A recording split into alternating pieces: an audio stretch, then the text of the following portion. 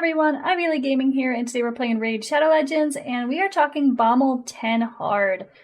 Now, I know Bommel is probably the worst, maybe, of the Doom Tower bosses for most people. Bommel and Dark Fae are definitely the hardest so far, especially hard to auto. Even Bommel 10 is just really tough to auto. It's so hard to keep everyone alive. It's hard to time the buffs. It's hard to time support with the bombs exploding on you if you do have buffs. It's just a really hard boss to beat. But we may have found a couple teams that can handle farming Bommel 10 on full auto. This is not talking solo. I do have Crimson Helm. I have to rebuild her for the higher levels of Bommel, but we'll see. We are just talking Bommel 10. I have no idea if this is going to work on auto or manual for Bommel 50, so this is more of an option for those of you that are just looking to farm at least Bommel 10 and get that end game gear, you know, that lovely resistance gear plus some defense for building some super tanky people. We all hate farming Ice Golem, even though it's actually a really good place to farm these days. Resistance gear and reflex gear. Reflex, of course, is great for Hydra. Resistance gear, needed for Hydra, high-end Doom Tower, Arena, and honestly a lot of solo builds for farming dungeons. You really need some good resistance if you want to survive. And Bommel's gear, well, we all know it's just a better version of resistance gear. It doesn't show the gear here. I was hoping it did. Anyway, but yeah, it's resistance plus defense, so just an upgraded version of resistance gear, so we don't have to waste time in Ice Golem. Farming some Bommel, even just Bommel 10 to get some resources, I think personally is worth it, especially this rotation. This rotation's great. It's there's so many good sets of gear though, to be fair, in this rotation. Of course, Dark Fae's gear is amazing, but maybe you can't farm Dark Fae on auto and you can at least farm Bommel 10, so let's get into it. Let me show you. I'm going to show you two different teams. I'm going to show you the quick showing via team setup, and I'll show you my builds. I didn't change anything. Spoiler alert, didn't change anything from how I have people built for Arena or Hydra or whatever. Didn't touch them. Just threw them in as is. So my first team, I did two teams. Both were successful. Now, the fast run here that you're seeing at 452, this was this first team right here. So it looks like, I think Duchess is my fastest at 252. We had Geomancer at 237, Godseeker at 233.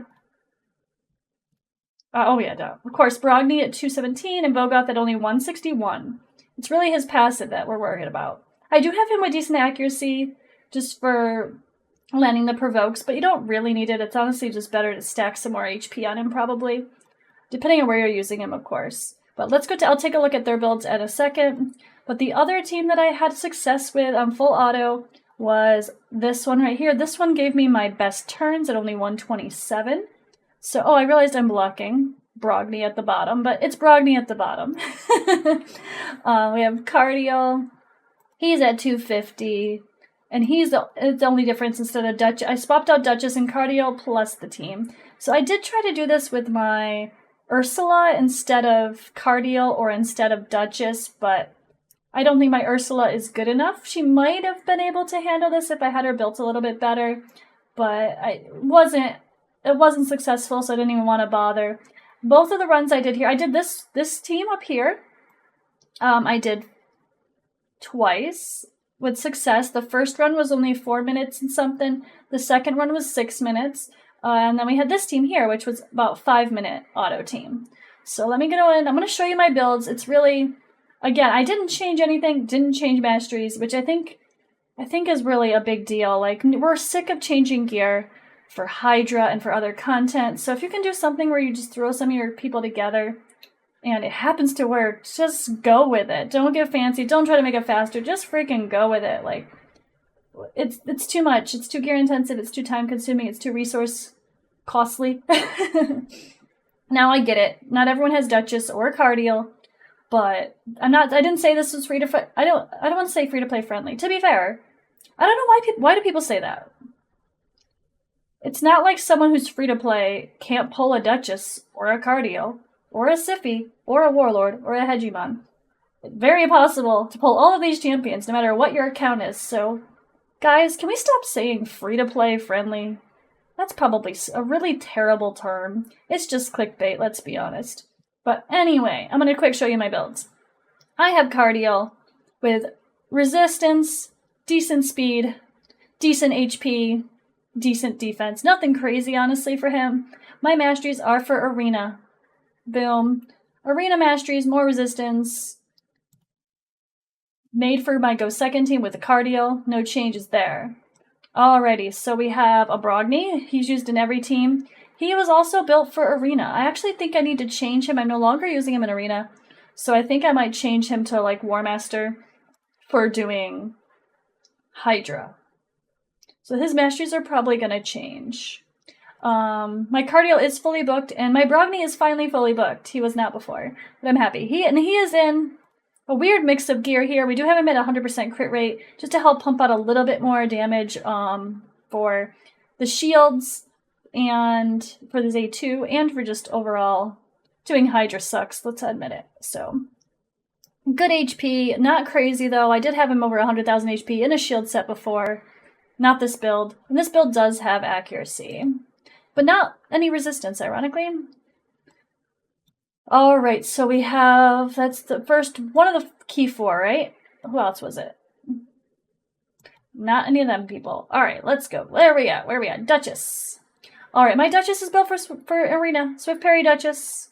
252, not crazy. 100,000 HP. No resist. And my masteries, again, are for Arena. So, again, no War Master procking. No changing masteries and wasting resources. Just let it go. I have Godseeker and Eerie in there. She's been thrown in. I've been taking her in and out of my best regen gear, so she's nowhere near as good as she was before I had her for Hydra boss. I don't even know if she could hang there. She's at 233. I guess she's alright. 233, 60,000 HP. It's okay, but not amazing. 2800 defense. Okay, but not amazing as well. And no, of course, no crit. Her resistance is okay. No accuracy on her, though, for decreasing the duration of enemy buffs, which you'll need that if you want that, but it honestly doesn't really matter here. And then we got Geomancer. You know what would have been funny, guys, if I accidentally used the wrong Geo?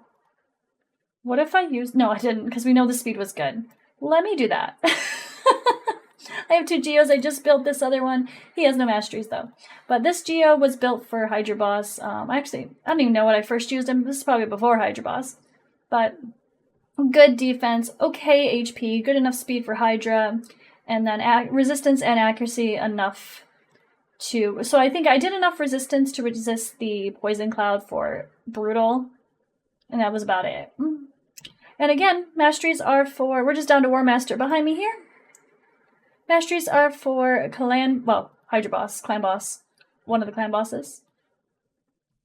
And is that it? I think that's it, right? As I forget who the hell people are on my team. Vogoth. Oh yeah, Vogoth. Can't forget Vogoth.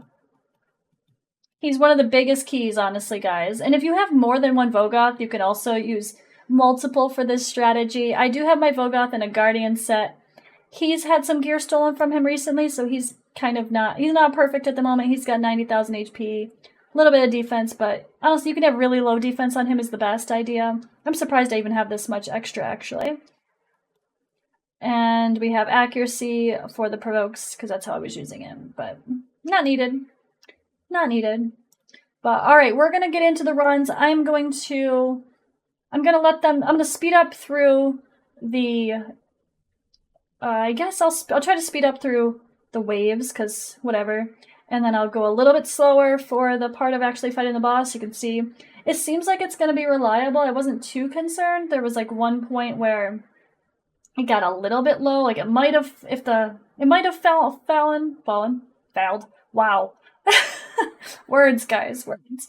It might have failed if Duchess didn't revive on time, but it worked. It worked pretty well. And no, again, this is very particular champions, I get it, but the whole point is to show you guys samples of something you might have that can work in full auto, so alright, we're gonna roll into it, and I hope you guys enjoy this video, and I'll catch you in the next one.